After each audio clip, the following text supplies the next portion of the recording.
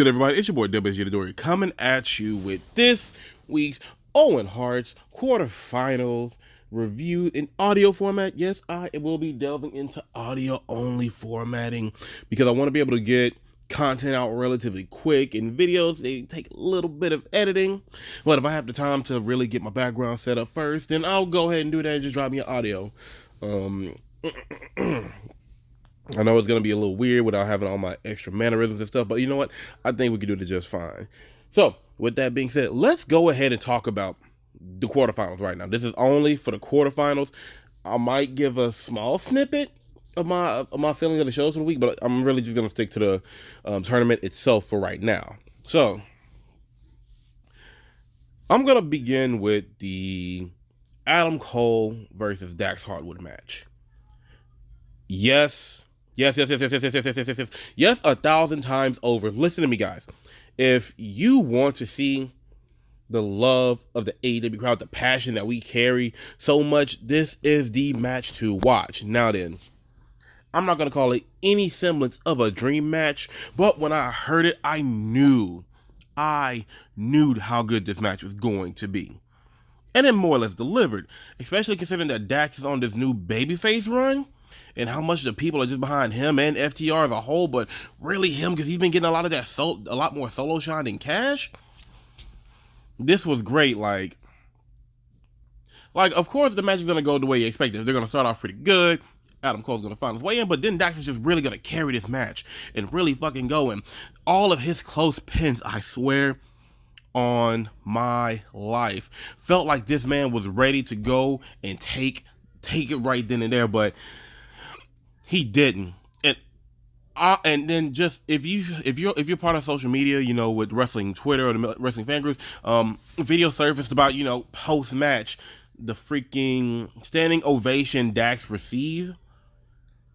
I think that one of the most unexpected things to come out of AEW's tag division is the fact that Dax Harwood has a pretty solid solo career. And honestly, if they were going to push him solo, I am all for the support. If him and Cash end up doing solo ventures while still being a tag team, kind of akin to the New Age Outlaws back in the day, where, you know, Billy was originally going after the Intercontinental belt, but ended up getting the Hardcore, and Road Dogg was mostly focused on the Hardcore division, but somehow ended up with the Intercontinental, then yes, I most definitely would be perfectly fine with, you know, FTR taking a break away from the tag division, giving another tag team that spot for a little while they go ahead and do their solo ventures while still occasionally tagging for stories.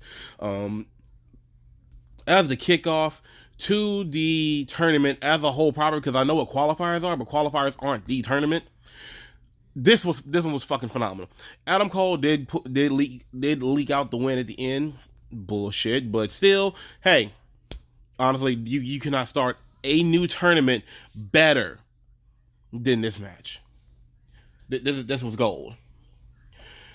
Whew. Now then, with that being said, the very first women's quarterfinal match was actually Toni Storm going up against Jamie Hayter. And I'm not gonna lie, outside of it being just a battle of thickness, because them girls is pretty thick, it was actually some of the best women's wrestling that I've gotten to see come from AEW. And I mean that from what I'm seeing in ring action, from how it all goes. Because sometimes women's wrestling, especially with guys with companies outside of the WWE, it can be a little wonky. Even at its best, it's fucking perfect. But sometimes you just have those moments where it just feels like it's kind of like being ran through the head, the motions. Did not get that feeling through this match. Because win, lose, or draw, whether they look good, pretty, or whatever, these women put themselves on the line. This is exactly what I want to see out of my women's wrestling. It doesn't need to look pretty. It doesn't need to look overly choreographed. It can look rough around the edges, and that's perfectly fine. Because Jamie Hayter and Toni Storm, they went out there and they performed like they got issues, and they're trying to actually hurt each other. Now, it opens technically, and I love me some damn good technical wrestling. I like the little test of strength spot between Jamie decides to get a little rough and rowdy and dirty and aggro. I'm perfectly fine with that, baby girl. Do you, boo-boo. But when I say when they were pulling off maneuvers, these hits, they were going full speed, full body collision and contact. I was like in heaven watching. It's the only downside I can say is that I don't believe the crowd felt the same way, and that was a goddamn shame. This match is what we need more on Dynamite. I know if I'm going to say I want more women's wrestling, I'm also going to have to add the caveat that I want my women's wrestling to be as good as this on a minimum level. And I'm saying that with a specific reason. So, in that match, Toni Storm went over. She definitely has the win and will definitely be moving forward to possibly face off against Dr. Britt Baker or the Joker. So that's definitely something to look forward to next week. I feel like I should have mixed feelings about having one women's qualifier match on Dynamite and another one on Rampage and still not get me a second women's match on Dynamite. Oh, sorry about that. I had to take notifications on. Let's go ahead and put that on the lows. I still need another women's match, but like I said, I have a new minimum bar that I need for it to be clear, and I think AEW is still getting its bearings together as far as its other female competitors. So, with now that that's knocked out, we will be moving on to the main event of Dynamite, which was a legit dream match, which was Jeff Hardy, the charismatic enigma, going against Darby freaking Allin. Oh my God. The only thing I can say is this is probably the best we will be able to get with Jeff. Because he's not a spring chicken. This isn't even, TNA, what was it, Judgment Day? No, it wasn't Judgment Day. Oh, that freaking man, it wasn't TNA Hardy as far as where he was putting his body on the line. But damn, did they fucking go hard. The worst of it was definitely carried by Darby, but Jeff got there. This was a car crash in the best freaking way. And I loved it. It was short, brief, but it was so hard and impactful. Darby doesn't even let Jeff get to the ring before he says, I'm about to run your ass over. And just try, and those suicide, was it suicides or is he doing a tope? Whichever one he's doing, it's fucking brutal. It is so hard hitting, and I was just wincing, and I loved it. And it was just a matter of who was gonna take who. Now, anybody else, they would have said Darby. Me, I'm going Jeff. Darby has had his time in the light, and I'm not saying that Darby needs to get pushed to the background, but Darby doesn't have a lot going on. There's nothing really to be pushed moving Darby forward, and Jeff Hardy does still have singles potential. And I know some people will feel a way about pushing other stars more so than their homegrown talents, but when we're talking about Darby Allin going to get versus Jeff Hardy is still Jeff freaking Hardy. He is still a big freaking name, and he definitely should have gone one more round over. Darby will have plenty of these tournaments to go into. Jeff though, that one's a little less playful. But the thing is, and it's crazy because it ended up with both men trying to break each other and go the distance by just being reckless. And at the end, it was a technical wrestling roll up that secured the win for Jeff. And you know what? I wasn't mad at it. I was actually happy for it. That was damn good.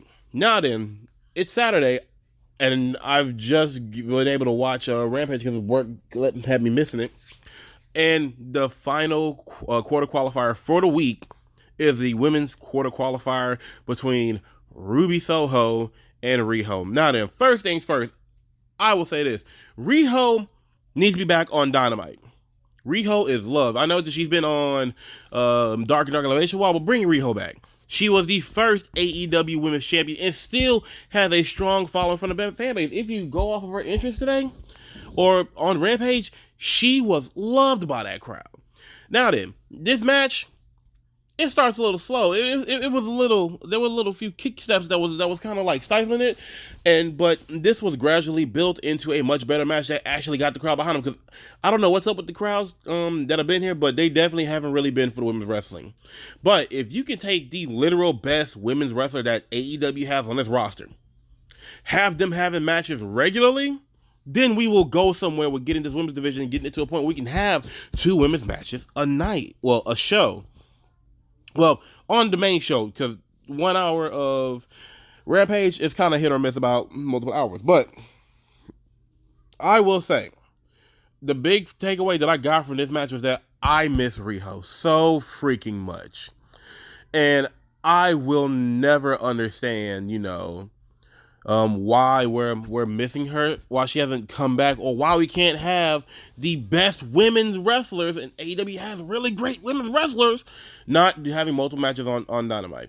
I could think of skits and segments that can be avoided, but who am I? I'm not the booker. All I know is that for the first half of the quarter qualifiers, these matches were great, enjoyable. There was not one that I would say was bad by any stretch of the imagination. Even at its worst with the Riho and Ruby match, it was simply just a few stifles, with some little stutters that just made me kind of feel like it could be better. But once they got into the groove, it definitely picked up. The crowd got behind it, and they really were behind the winner. And honestly, I'm not gonna take anything away from Ruby, because I honestly feel like Ruby is one of the best wrestlers on AEW. I think that her and Riho definitely could use a little bit more work getting it out. But you know what? Whatever the case is, I'm definitely looking forward to getting out of these quarterfinal matches, getting to the semifinals before we really ramp it up to Double or Nothing. I definitely would want to check this format out for future purposes in Houston. As far as me grading the tournament right now, I would definitely give it a nice B+. We're looking at a solid ass B+. Hell, I would say A-, but you know what? Sometimes I just need to dampen my expectations just a little bit, just a wee bit. Because like I said, this week was great, but I'm going to say that Soho match, it just hurt me just enough for me to say it wasn't a performance. Now, again, this is only for the Owen Hart Foundation tournament. This is not about Rampage or about Dynamite, both of which I thought were pretty damn good. Dynamite is definitely getting into the swing of going into a major pay-per-view, so that was great. It was good. Dynamite's getting a fucking A- for me. That's about where I feel for it. As far as Rampage, well, I'm actually still watching. I still got the final, but it damn sure was good. Oh, but I'm damn sure liking the fact that knowing that there's the trios belt somewhere put up in Tony Khan's office, and that the first match for that belt, I expected to be between Death Triangle and the House of Black. Leads me to say something, but then again, it could be any number of different trios, because AEW has more than enough trios. But with that being said, I think I'm going to call it a day. Please like, share, subscribe, talk to me in the comments if you can, and we'll pick this thing up later. Y'all have a good day. Peace.